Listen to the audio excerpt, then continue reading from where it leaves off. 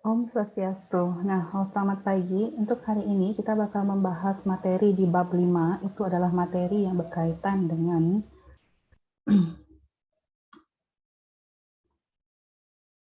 Sumpah Pemuda dalam Bingkai Bhinneka Tunggal Ika. Nah, di sini materi yang pertama itu adalah bakal kita bahas arti dan makna Sumpah Pemuda dalam perjuangan kemerdekaan Republik Indonesia. Nah, di sini peran perjuangan pemuda dalam organisasi kepemudaan di Indonesia itu di sini ada Sumpah Pemuda. Yang dihasilkan adalah Sumpah Pemuda. Nah, Sumpah Pemuda itu adalah merupakan suatu yang namanya pengakuan dari pemuda-pemudi Indonesia yang dibacakan pada tanggal 28 Oktober 1928. Nah, awal mulanya gerakan pemuda itu adalah pada saat berdirinya organisasi Budi Utomo itu pada saat tahun 1908 yang mendorong bermunculannya organisasi pemuda-pemudi lainnya. Nah, pada lahirnya atau hari kelahiran Budi Utomo itu juga diperingati sebagai Hari Kebangkitan Nasional. Nah, organisasi yang lahir setelah Budi Utomo itu adalah Trikoro Darmo. Trikoro Darmo di sini memiliki yang namanya 3 visi mulia, yaitu yang pertama ada sakti, ada budi, ada bakti, kemudian ada dikembangkan dalam 3 tujuan. Trikoro Darmo tersebut yang pertama itu adalah mempercepat yang namanya tali persaudaraan antara siswa-siswi Bumi Putra pada sekolah menengah dan kejuruan. Yang kedua itu adalah menambah pengetahuan umum bagi anggotanya. Yang ketiga adalah tujuannya untuk membangkitkan dan mempertajam peranan untuk segala bahasa dan budaya. Trikolo Darmo itu mengadakan kongres pertama di Solo pada tanggal 12 Juni 1918. Kemudian hasil dari kongres tersebut itu adalah mengubah nama dari yang awalnya namanya Trikolo Darmo dirubah menjadi Yong Jawa. Organisasi lainnya selain organisasi Trikolo Darmo itu ada organisasi diantaranya adalah ada Yong Sumatanenbon, ada Yong Ambon, Yong Minahasa, Yong Cilebes, Sekarukun, ada Yong Betawi, dan juga ada Yong Batakbon. Kemudian Nah, organisasi pemudaan yang tidak berlatar belakang suku dan kedaerahan itu adalah yang disebut dengan Perhimpunan Indonesia. Perhimpunan Indonesia di sini paling gencar untuk yang namanya mengumandangkan persatuan dari bangsa Indonesia yang ada bangsa Indonesia di Belanda. Jadi, Perhimpunan Indonesia ini adalah beranggotakan para pemuda dari berbagai suku dan pulau di Indonesia. Nah, lahirnya berbagai organisasi pemuda dan adanya keinginan pemuda untuk yang namanya bersatu. Nah, para pemuda di sini menghimpunkan dirinya dalam yang namanya Kongres Pemuda yang terlaksana itu adalah Kongres Pemuda 1 dari tanggal 30 April sampai dengan tanggal 2 Mei 1926 di Jakarta. Nah, latar belakang diadakannya Kongres Pemuda yang pertama itu adalah yang pertama lahirnya berbagai organisasi pemuda Indonesia yang memiliki tujuan yang sama, yaitu untuk mempersatukan para pemuda Indonesia sehingga mereka menghimpun diri dalam yang namanya Kongres Pemuda 1. Yang kedua itu adalah karena adanya yang namanya keinginan untuk mengubah sifat kedaerahan menjadi sifat nasionalisme. Yang awalnya perjuangan tersebut bersifat kedaerahan menjadi yang bersifat nasional. Yang terakhir itu adalah adanya keinginan untuk membentuk suatu wadah tunggal bagi para pemuda. Nah, tujuan diadakannya dari Kongres Pemuda 1. Yang pertama itu adalah untuk membentuk Badan Sentral Organisasi Pemuda di Indonesia. Yang kedua adalah untuk memajukan paham persatuan kebangsaan. Yang terakhir itu adalah mempererat hubungan di antara semua perkumpulan pemuda kebangsaan. Nah, adapun susunan dari panitia Kongres Pemuda yang pertama itu adalah yang sebagai ketua adalah Muhammad Tabrani, wakilnya ada Sumarto, kemudian ada sekretarisnya Jamaluddin Adinegoro, kemudian ada Suwarso sebagai bendahara dan pembantunya, itu ada Bahdar Johan, terus kemudian ada John Tole, kemudian ada Paul Hamini, Sanusi, dan Sarbini. Nah, Muhammad Yamin sudah dalam pidatonya juga tentang yang namanya persatuan, tentang bahasa persatuan, tetapi belum yang namanya menghasilkan kesepakatan tentang bahasa persatuan apa yang akan dipergunakan jika Indonesia merdeka. Kemudian hasil dari Kongres Pemuda yang pertama itu adalah cita-cita Indonesia Merdeka, itu menjadi cita-cita semua pemuda Indonesia. Yang kedua itu adalah semua perkumpulan pemuda berdaya upaya untuk menggalang yang namanya persatuan organisasi pemuda dalam suatu wadah. Nah, kendala yang dihadapi dalam Kongres Pemuda yang pertama itu adalah karena masih adanya fanatisme terhadap adat masih sangat kuat, sehingga pembicaraan dalam Kongres masih mementingkan adat ataupun masih mementingkan daerahnya masing-masing. Yang kedua, itu belum banyak ada anggota Perhimpunan Indonesia yang kembali ke tanah air dan tidak ada anggota dari Perhimpunan Indonesia yang ikut serta dalam Kongres Pemuda yang pertama. Nah, kemudian Kongres Pemuda yang kedua.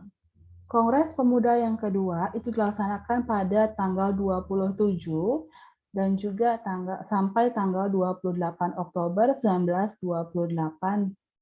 Nah, latar belakang diadakannya Kongres Pemuda yang kedua itu adalah ada rasa ketidakpuasan dari anggota PPPI atau Perhimpunan Pelajar-Pelajar Indonesia yang beranggotakan pelajar dari seluruh wilayah Indonesia, sehingga PPPI ini menggagas atau memprakarsai untuk diselenggarakan yang namanya Kongres Pemuda yang kedua. Nah, adapun susunan panitia Kongres Pemuda yang kedua itu yang ditunjuk sebagai ketua adalah Sugondo Joyo Puspito, wakilnya ada RM Joko Marsaid, kemudian ada sekretarisnya ada Muhammad Yamin, kemudian bendaharanya ada Amir Syarifuddin, ada pembantunya Johan, kemudian ada pembantu dua, ada Kaca, Senduk, ada Johannes, dan Rochali. Nah, rapat yang pertama dalam Kongres Pemuda yang kedua itu diadakan pada hari Sabtu, tanggal 28 Oktober, tanggal 27 Oktober 1928 di gedung yang namanya Gedung Katolik Jongenlingen Bonn, Waterloo. Nah, dulu disebut dengan Lapangan Banteng. Nah, dalam sambutannya itu di situ yang namanya Ketua dari PPPI, Sugondo Joyo Puspito, di situ berharap Kongres itu dapat yang namanya memperkuat semangat persatuan dalam sanubari para pemuda. Nah, acara tersebut dilanjutkan dengan yang namanya uraian dari Muhammad Yamin tentang arti dan hubungan persatuan dan pemuda. Jadi menurutnya ada 5 faktor yang bisa memperkuat persatuan Indonesia, yaitu yang pertama ada sejarah, ada bahasa, ada hukum adat, ada pendidikan, dan ada yang terakhir kemauan. Nah, rapat yang kedua itu diadakan pada hari Minggu tanggal 28 Oktober 1928 di gedung Os Java Bioskop. Di situ membahas berkaitan dengan masalah pendidikan. Jadi kedua pembicara di situ adalah Purnomo Wulan dan Sarmidi Mangunsakoro berpendapat bahwa anak tersebut harus mendapatkan pendidikan kebangsaan. Nah, harus pula ada keseimbangan antara pendidikan yang ada di sekolah dan yang ada di rumah. Jadi anak itu harus dididik secara demokratis. Nah, rapat yang terakhir atau rapat penutup itu pada tanggal 28 Oktober 1928 diadakan di gedung Indonesia Club Gebo di Jalan Keramat Raya 106. Nah, Sunario di sini menjelaskan pentingnya nasionalisme dan demokrasi selain gerakan kepanduan. Jadi ramelan di sini mengemukakan gerakan kepanduan tidak bisa dipisahkan dari yang namanya gerakan nasional. Jadi gerakan kepanduan secara dini itu mendidik anak-anak disiplin dan mandiri. Hal-hal yang dibutuhkan dalam perjuangan. Hasil dari Kongres Pemuda yang kedua itu adalah menghasilkan Sumpah Pemuda. Nah, bisa dibaca sendiri di sini untuk Sumpah Pemudanya. Kemudian Arti dan makna dari Sumpah Pemuda dalam perjuangan kemerdekaan Republik Indonesia, itu yang pertama adalah tanah Indonesia adalah seluruh wilayah Indonesia, baik di darat dan di laut. Jadi wilayah yang luas itu menempatkan Indonesia sebagai negara yang terluas ketujuh di dunia setelah Rusia, Kanada, Amerika Serikat, Cina, Brasil, dan Australia. Jadi Indonesia itu adalah atau sering juga disebut dengan Nusantara. Nah, Nusantara berarti kepulauan yang terpisahkan oleh lautan. Tanah Indonesia juga sangat indah dan sangat kaya. Bangsa Indonesia menyebut di sini Indonesia itu sebagai Zamrud Khatulistiwa. Nah, sebagai warga negara, kita sudah sepatutnya bangga terhadap yang namanya tanah air Indonesia, sebab kita hidup di negeri yang sangat indah. Nah, pengakuan kita sebagai bangsa Indonesia itu merupakan bentuk dari paham kebangsaan. Jadi paham kebangsaan disebut juga kesadaran berbangsa, rasa kebangsaan Indonesia tumbuh dari sejarah yang panjang, itu berawal dari hasrat ingin bersatu penduduknya yang mempunyai latar belakang yang sangat majemuk atau beragam, kemudian berkembang menjadi keyakinan untuk menjadi satu bangsa yang akhirnya dideklarasikan oleh sejumlah pemuda pada saat Kongres Pemuda tanggal 28 Oktober 1928. Yang ketiga itu adalah Sumpah Pemuda menegaskan bahwa bahasa persatuan adalah bahasa Indonesia. Nah, bahasa Indonesia di sini memiliki peranan yang sangat menentukan dalam perkembangan kehidupan dari bangsa Indonesia. Jadi dalam masa perjuangan kemerdekaan, itu bahasa Indonesia berhasil menjadi yang namanya alat komunikasi untuk membangkitkan dan menggalang yang namanya semangat kebangsaan dan semangat perjuangan dalam mengantarkan rakyat Indonesia ke depan pintu gerbang kemerdekaan Indonesia. Nah, makna dari adanya Sumpah Pemuda. Yang pertama adalah memberikan penekanan untuk menghargai yang namanya perjuangan Indonesia. Yang kedua, memberi semangat untuk berjuang. Yang ketiga itu adalah memberi makna untuk mencintai Indonesia dengan segenap hati. Kemudian ada memberikan penekanan agar kita bangga menjadi bagian dari bangsa Indonesia. Kemudian yang terakhir itu adalah memberikan penekanan dalam mencintai Indonesia dengan menggunakan bahasa persatuan. Nah, memaknai semangat kejuangan dalam perjuangan kemerdekaan Republik Indonesia.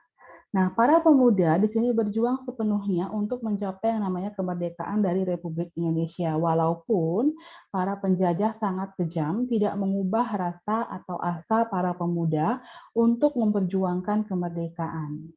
Perjuangan dilakukan dari berbagai daerah. Beberapa contoh pahlawan pejuang nasional yang berjuang dan meninggal di usia muda itu antara lain ada W.R. Supratman, ada Khairil Anwar, ada Walter Menginsidi, dan Igusti Ngurah Rai. Nah, nilai-nilai luhur yang terkandung dalam Sumpah Pemuda itu ada nilai cinta tanah air, nilai persatuan, sikap rela berkorban, ada mengutamakan kepentingan bangsa, dapat menerima dan menghargai perbedaan, semangat persaudaraan, meningkatkan semangat gotong royong atau kerjasama. Yang terakhir, materi kita adalah nilai semangat Sumpah Pemuda pada masa sekarang. Nah, para pemuda itu adalah mereka yang memiliki keinginan kuat, semangat yang tinggi, dan berjuang dengan semangat untuk yang namanya menggapai nilai-nilai luhur bangsa.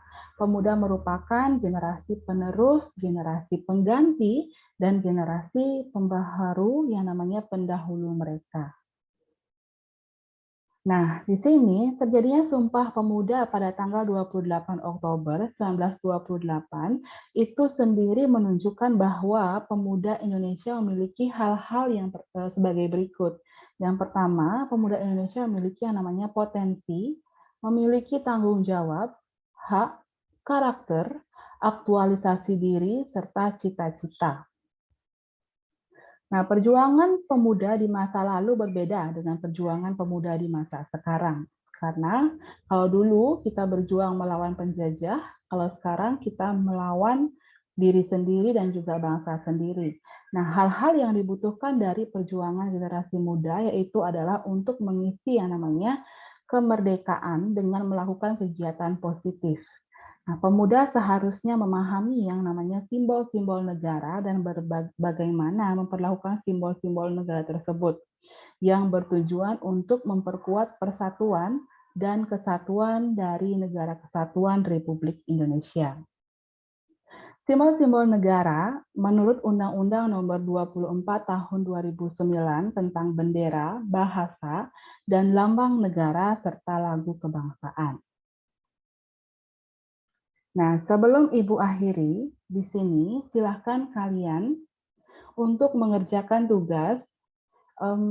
Kerjakan tugas itu adalah cari penjelasan dari Undang-Undang Nomor 24 Tahun 2009 dan jelaskan juga berkaitan dengan simbol-simbol negara, baik itu dari bendera, bahasa, lambang negara, serta lagu kebangsaan. Setelah selesai, silahkan dikirimkan ke WA pribadinya Ibu.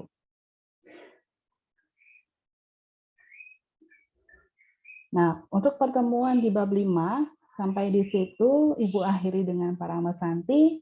Om Santi, Santi, Santi, Om.